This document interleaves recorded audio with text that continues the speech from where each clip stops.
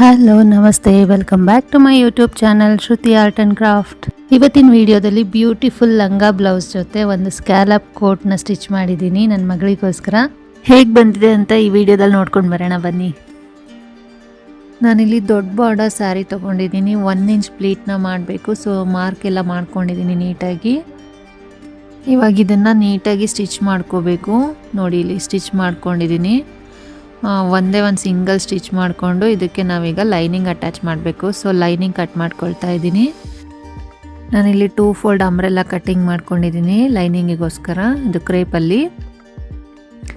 Next ಆ ಲೈನಿಂಗ್ನ main ಫ್ಯಾಬ್ರಿಕ್ಕಿಗೆ attach ಮಾಡಿಬಿಟ್ಟು ನೀಟಾಗಿ ಪ್ಲೀಟ್ಸ್ನೆಲ್ಲ ಐರನ್ ಮಾಡ್ಕೋಬೇಕು. ನೋಡಿ ಇಲ್ಲಿ ಈ ರೀತಿ ಅಟ್ಯಾಚ್ ಮಾಡಿದ್ದೀನಿ. ಹಾಗೆಯೇ ಪ್ಲೀಟ್ಸ್ನೆಲ್ಲ ನೀಟಾಗಿ ಐರನ್ ಮಾಡ್ಕೋಬೇಕು. ಐರನ್ ಮಾಡ್ಕೊಂಡಾಗೆ ತುಂಬ ಚೆನ್ನಾಗಿ ಕಾಣಿಸೋದು. ನೋಡಿ ಎಷ್ಟು ಚೆನ್ನಾಗಿ ಬಂದಿದೆ. ಹಾಗೆಯೇ ಅಪ್ಪರ್ ಬಾಡಿ ಪಾರ್ಟ್ ಕೂಡ ನಾನು ರೆಡಿ ಮಾಡಿ ಇಟ್ಕೊಂಡಿದ್ದೀನಿ.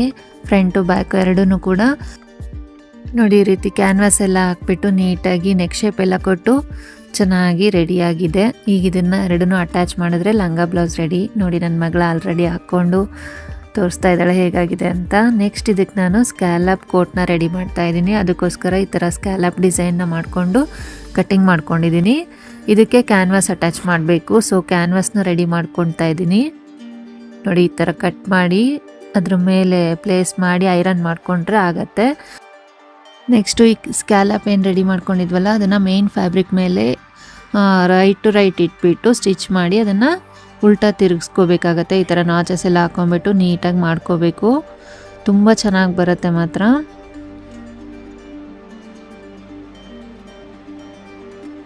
ಹಾಗೆಯೇ ನನ್ನ ವೀಡಿಯೋಸಲ್ಲಿ ಮೆಷರ್ಮೆಂಟ್ಸು ಮತ್ತು ಡ್ರಾಫ್ಟಿಂಗ್ ಎಲ್ಲ ಬೇಕು ಅಂದರೆ ಕಮೆಂಟ್ ಮಾಡಿ ತಿಳಿಸಿ. ನೆಕ್ಸ್ಟ್ ಟೈಮಿಂದ ನೀಟಾಗಿ ರೆಕಾರ್ಡ್ ಮಾಡಿ ಅಪ್ಲೋಡ್ ಮಾಡೋದಕ್ಕೆ ಟ್ರೈ ಮಾಡ್ತೀನಿ, ಓಕೆನಾ?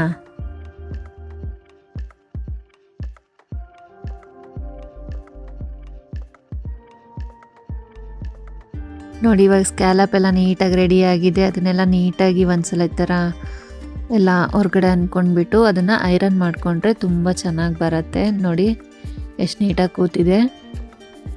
ಐರನ್ ಮಾಡಿದ್ಮೇಲೆ ನೋಡಿ ಯಾವ ಥರ ಕಾಣ್ತಾ ಇದೆ, ಡಿಫ್ರೆನ್ಸ್ ನಿಮಗೆ ಗೊತ್ತಾಗತ್ತೆ ಇಲ್ಲಿ. ನೆಕ್ಸ್ಟು ಬ್ಯಾಕ್ ಪಾರ್ಟ್ನ ರೆಡಿ ಮಾಡಿ ಇಟ್ಕೊಂಡಿದ್ದೀನಿ.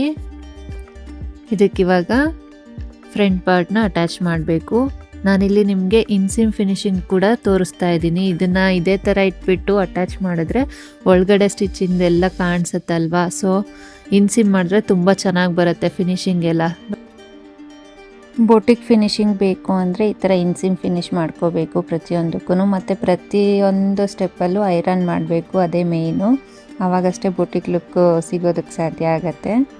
ನೋಡಿ ಇನ್ಸಿಮ್ ಮಾಡೋದಕ್ಕೆ ಎರಡನ್ನೂ ಫ್ರಂಟು ಬ್ಯಾಕನ್ನು ಈ ಥರ ಮಿಡಲಲ್ಲಿ ಓಪನ್ ಮಾಡ್ಕೊಂಡ್ಬಿಟ್ಟು ಹಾಫ್ ಇಂಚಿಗೆ ಸ್ಟಿಚ್ ಮಾಡ್ಕೋಬೇಕು.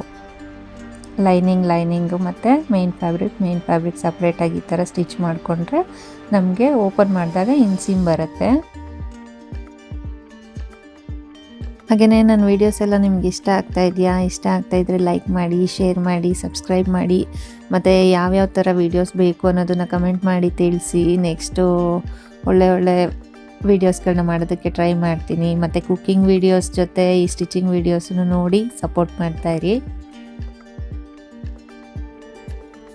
ನೋಡಿ ಈ ಥರ ಸ್ಟಿಚ್ ಮಾಡಿಕೊಂಡು ಹಾಫ್ ಇಂಚಿಗೆ ಸ್ಟಿಚ್ ಮಾಡ್ಕೊಂಡ್ಬಿಟ್ಟು ಇಲ್ಲಿ ಮಿಡಲಲ್ಲಿ ದಪ್ಪ ಬಂದಿರುತ್ತಲ್ಲ ಅದನ್ನು ಸ್ವಲ್ಪ ನಾಚ್ ಹಾಕ್ಕೋಬೇಕು.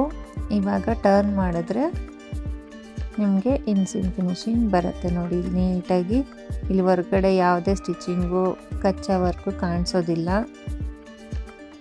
ಇವಾಗ ಇದನ್ನು ಐರನ್ ಮಾಡ್ಕೊಂಡ್ಬಿಟ್ರೆ ಫುಲ್ಲು ನೋಡಿ ಎಷ್ಟು ಚೆನ್ನಾಗಿ ಕಾಣ್ತಾ ಇದೆ. ಅದಕ್ಕೆ ಪ್ರತಿಯೊಂದು ಸ್ಟೆಪ್ಪಲ್ಲೂ ಐರನ್ ಮಾಡ್ತಾ ಇರಬೇಕು. ಐರನ್ ಮಾಡೋದ್ರಿಂದನೇ ಬೊಟಿಕ್ ಫಿನಿಶಿಂಗ್ ಸಿಗುತ್ತೆ ನಮಗೆ. ನೆಕ್ಸ್ಟು ಸ್ಲೀವ್ಸ್ನ ಕಟ್ ಮಾಡ್ಕೊಂಡ್ಬಿಟ್ಟು ನಾನು ಅಟ್ಯಾಚ್ ಮಾಡಿದ್ದೀನಿ. ಸ್ಕ್ಯಾಲಪ್ ಕೋಟ್ ಕೂಡ ರೆಡಿಯಾಗಿದೆ. ತುಂಬ ಚೆನ್ನಾಗಿ ಬಂದಿದೆ. ಲಂಗ ಬ್ಲೌಸ್ ಜೊತೆ ಸ್ಕ್ಯಾಲಪ್ ಕೋಟು ತುಂಬಾ ಚೆನ್ನಾಗಿ ಸೂಟಾಗಿತ್ತು. ಕಲರ್ ಕಾಂಬಿನೇಷನ್ ಎಲ್ಲ ಕೂಡ. ಮತ್ತು ಮದುವೆಲಿ ಹಾಕಿದ್ಲು, ತುಂಬ ಚೆನ್ನಾಗಿತ್ತು. ಒಂದು ಫೋಟೋ ಹಾಕ್ತೀನಿ, ನೋಡ್ಕೊಂಡು ಬನ್ನಿ. ಇಷ್ಟೊತ್ತು ವಿಡಿಯೋ ನೋಡಿದ್ದಕ್ಕೆ ಧನ್ಯವಾದಗಳು.